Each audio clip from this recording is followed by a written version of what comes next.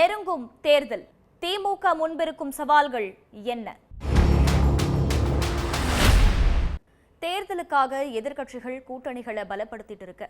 ஆளும் கட்சியான திமுகவோ மக்கள் நலத்திட்டங்களை அடுத்தடுத்து அறிவிச்சிட்டு இருக்கு.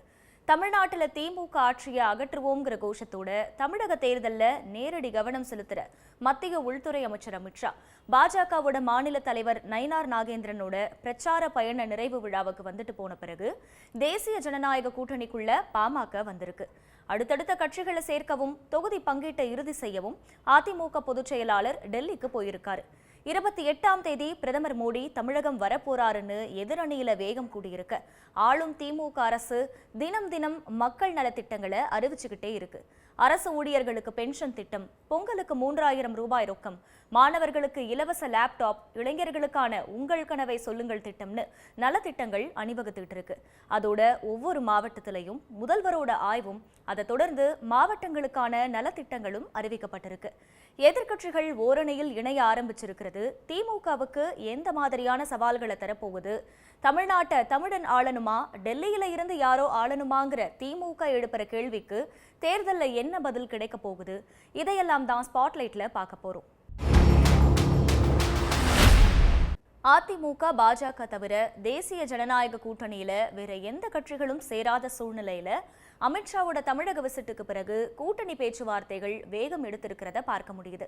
நயினார் நாகேந்திரனுடைய பிரச்சார பயணத்தோட நிறைவு விழாவில் கலந்துகிட்ட அமித்ஷா 2026 ஏப்ரல் மாதம் தமிழ்நாட்டில் தேசிய ஜனநாயக கூட்டணியோட ஆட்சி அமையும்னு பேசியிருந்தாரு. இதை தொடர்ந்து வேலுமணி கூட கூட்டணி விவகாரங்கள் தொடர்பா 2 தடவை திருச்சியில பேச்சுவார்த்தையும் நடத்தினார். இந்த நிலையில புதன்கிழமை சென்னை கிரீன்வே சாலையில் இருக்கிற எதிர்க்கட்சி தலைவர் வீட்டில் அவரை பாமக தலைவர் அன்புமணி சந்திச்சு பேசியிருக்காரு.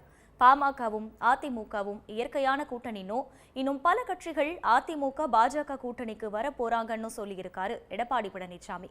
அன்றே டெல்லிக்கு புறப்பட்ட எடப்பாடி பழனிசாமி பாஜக கிட்ட தொகுதி பங்கீட்டை இறுதி செய்வாருன்னு சொல்றாங்க. பாஜக தரப்புல வழக்கம் போல தினகரனையும் ஓபிஎஸ்ஐயும் கூட்டணியில சேர்க்கணும்னு வலியுறுத்துறதாவும் அவங்களும் கூட்டணியில இடம் பெறுவாங்கன்னு எதிர்பார்க்கப்படுது. ஜனவரி 28ஆம் தேதி பிரதமர் மோடி தமிழ்நாட்டுக்கு வர இருக்க நிலையில அதுக்குள்ள கூட்டணியை இறுதி செஞ்சு கூட்டணி தலைவர்களை மோடி பங்கேற்கிற விழா மேடையில ஏத்த தேசிய ஜனநாயக கூட்டணி முடிவு செஞ்சிருக்கிறதா சொல்றாங்க. இந்த சூழல்ல விஜயும் சீமானும் தனித்தே தேர்தலை சந்திக்கிற சூழல் ஏற்பட்டிருக்கு. தாவேகா கூட்டணியில கட்சிகள் இணையலனாலும் கடந்த சில நாட்களா பல கட்சிகளை சேர்ந்த நிர்வாகிகள் விஜய் முன்னிலையில தாவேகாவில இணைஞ்சிட்டு வர்றதும் கவனம் பெற்றிருக்கு. ஒரே கூட்டணியில 3 தேர்தலை வெற்றிகரமா சந்திச்ச திமுக இப்போ 4வது முறையா அதே கூட்டணியோட களத்துல இருக்கு. 2021 தேர்தலை எதிர்க்கட்சி தலைவரா சந்திச்ச மு.க. ஸ்டாலின் ஒரு முதலமைச்சரா 2026 தேர்தலை சந்திக்க போறாரு. அதிமுக கட்சி தொடங்கப்பட்ட பிறகு தொடர்ச்சியா 2 தேர்தல்கள்ல இதுவரைக்கும் திமுக வெற்றி பெற்றது இல்லை. அந்த சாதனையை படைக்கணுங்கிற முனைப்புல திமுக இருக்கிறதையும் பார்க்க முடியுது.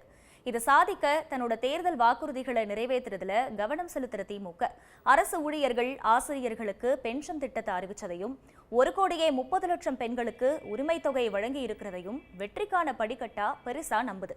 அதோட சுமார் 2,30 லட்சம் ரேஷன் அரிசி அட்டைதாரர்களுக்கு பொங்கல் பரிசா 3000 ரூபாய் பணம் கொடுக்க போறதும் தங்களுக்கு கை கொடுக்கும்னு திமுக நம்புது.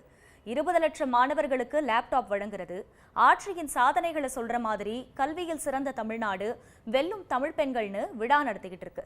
இதுவரை எந்த அரசியல் கட்சியும் செய்யாத உங்கள் கனவை சொல்லுங்கள் திட்டத்தை திருவள்ளூர்ல ஜனவரி 9ஆம் தேதி முதல்வர் துவங்கி வைக்கிறார்.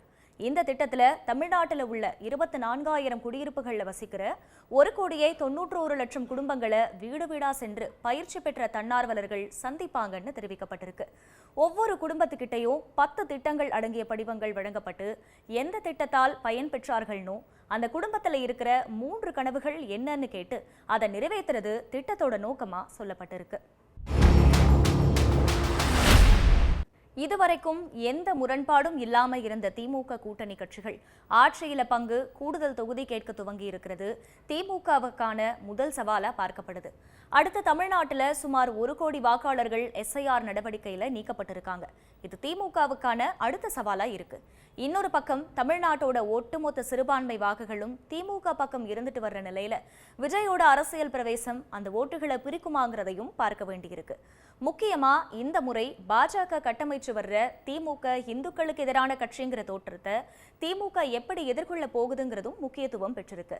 பாஜக ஆளுற மாநிலங்கள்ல இல்லாத அளவுக்கு 4000த்திற்கும் மேற்பட்ட கோவில்கள்ல குடமுழுக்கு நடத்தி இருக்கிற பட்டியலை முதல்வர் தன்னோட பேச்சில வெளிப்படுத்தி பாஜகவுக்கு பதில் சொல்லி குற்றச்சாட்டுகளை முன்வைக்கிற அமித்ஷாவை அவதூறுஷான்னு கடுமையாவும் விமர்சிச்சிருக்காரு தமிழக முதல்வர் ஸ்டாலின். அதே சமயம் மத்தியில பெரும் பலத்தோட இருக்கிற பாஜக தேர்தல் நெருக்கத்துல திமுகவுக்கு எந்த மாதிரியான சவால்களை தருங்கிறதையும் அதை திமுக எப்படி எதிர்கொள்ள போகுதுங்கிறதுலையும் 2026 தேர்தலுக்கான முடிவுகள் அடங்கி இருக்கிறதாவும் அரசியல் விமர்சகர்கள் சொல்றாங்க.